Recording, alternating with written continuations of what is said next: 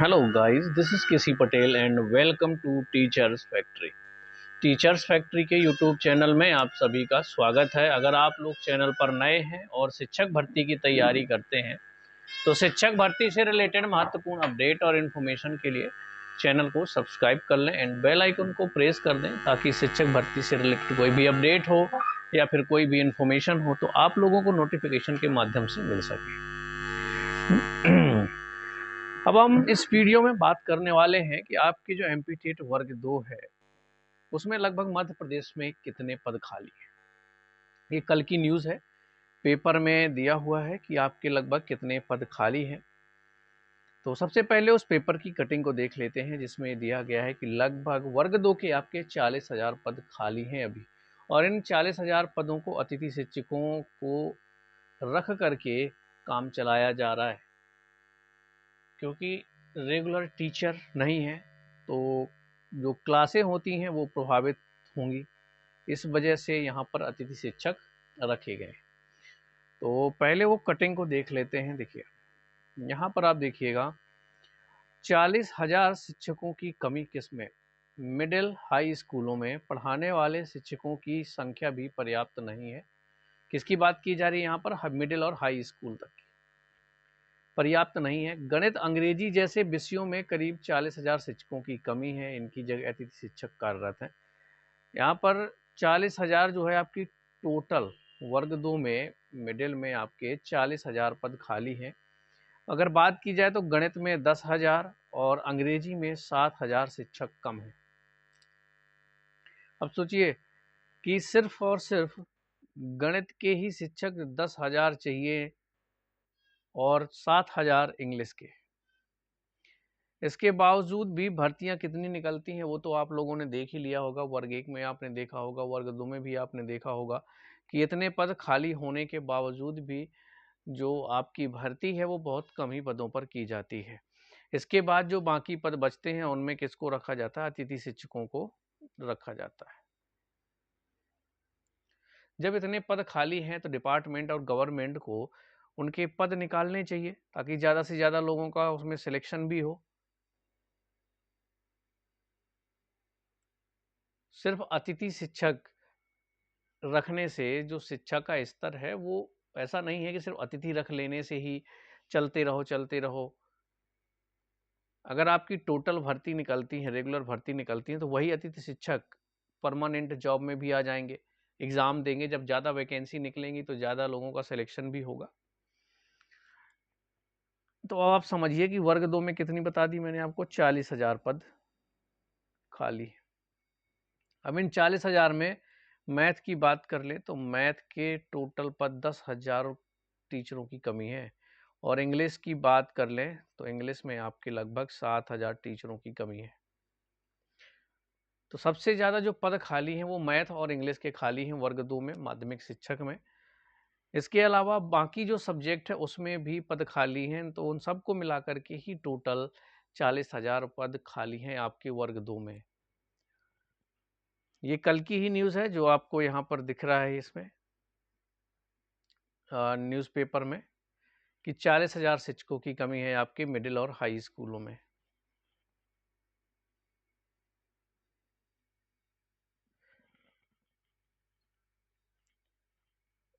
ये थंबनेल आपने देखा ही है कि वर्ग 2 में कितने पद खाली हैं, 40,000 पद खाली हैं।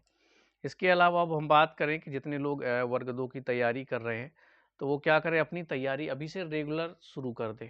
और आपको देना है कम से कम 7 से 8 घंटे आपको पढ़ाई में देना है। सिलेबस की प्रॉब्लम है तो जितना भी आपने, देखिए मैथ में तो एक लिमिटेड टॉपिक होते हैं आपके, मैथ में इतने टॉपिक हैं, आप कोई भी टॉपिक उठा के अच्छे से कर सकते हैं, कोई दिक्कत नहीं।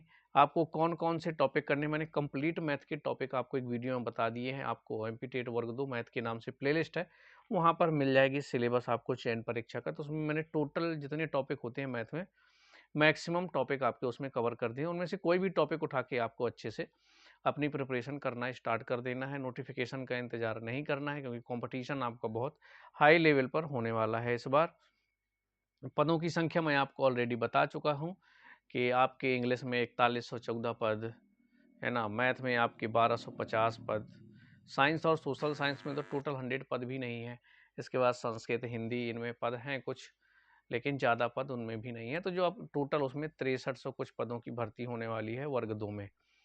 जो विधानसभा चुनाव के पहले आप लोगों का उसमें पेपर कटिंग में आया हुआ था कि इतने पद आपके आने वाले हैं वर्ग 2 में। इसके बाद विधानसभा चुनाव आ गया, फिर अभी तक उसकी भर्ती नहीं हुई, और फाइनली अब जा करके ईएसबी ने अपने कैलेंडर में मेंशन किया है वर्ग 2 की चयन परीक्षा के लिए। वर्ग 2 और वर्ग 3 की जो आपकी कंबाइन टेट एग्जाम हुआ था, उसका कंबाइन आपका अभी चयन परीक्षा यानी कि सिलेक्शन टेस्ट होने वाला है। उसकी डेट भी दे दी गई कि अगस्त मंथ में आपका इसका एग्जाम होगा।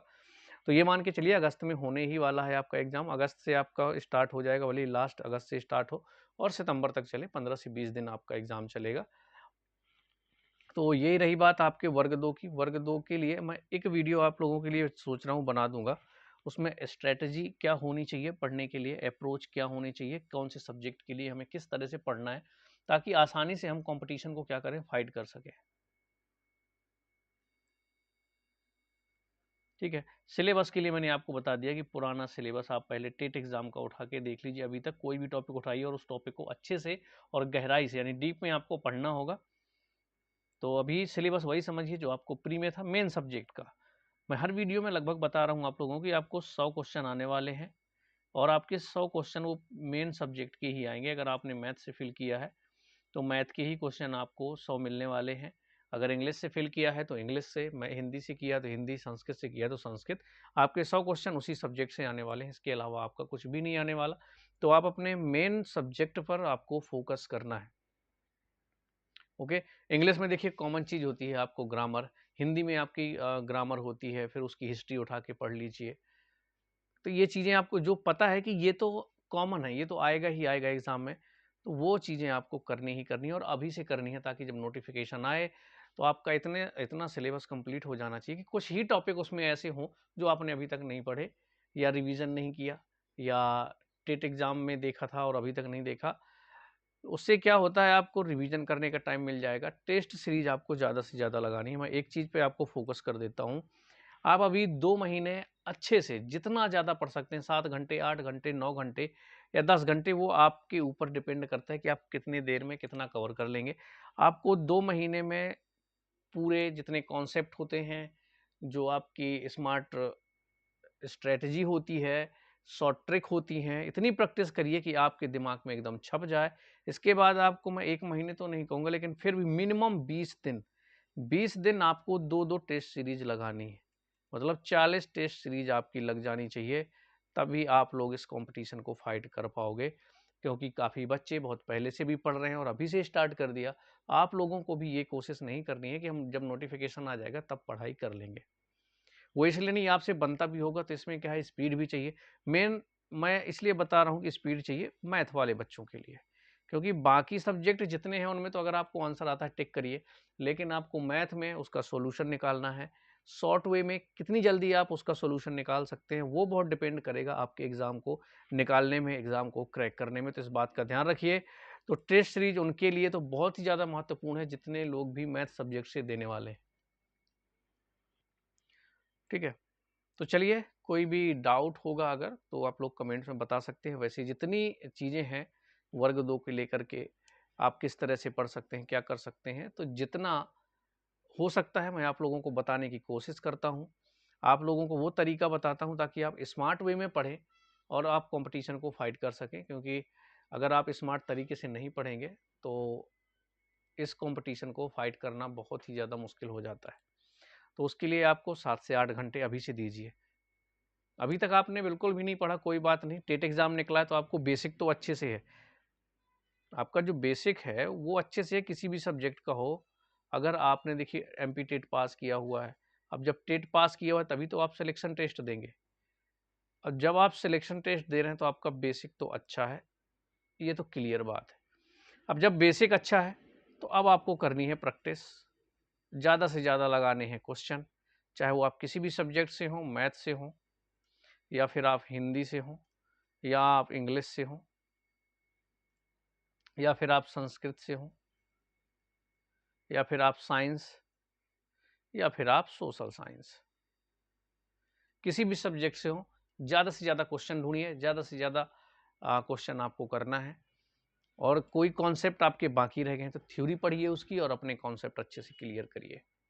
अगर आपने इतना ध्यान दे दिया तो बिल्कुल आप लोग फाइट कर पाओगे, क्योंकि देखिए ये चीज़ें सुनते सब लोग हैं, देखते सब लोग हैं, बुक सबके पास होती है, सिलेबस सबके पास होता है, पढ़ना कैसे है ये भी पता होता है, लेकिन वो चीज़ें करते नहीं है, इसीलिए वो लोग कंपटीशन को फाइट नहीं कर पाते, एग्जाम को क्रैक नहीं कर पाते हैं। तो अगर आप चाहते हो कि हमें एग्जाम निकालना है, हमें क्वालिफाई करना है, इस बार हमें सरकारी टीचर बनना ही बनना है, हमें गवर्नमेंट टीचर बनना ही बनना है, तो आपको 7 से 8 घंटे मेहनत करनी होगी अभी से।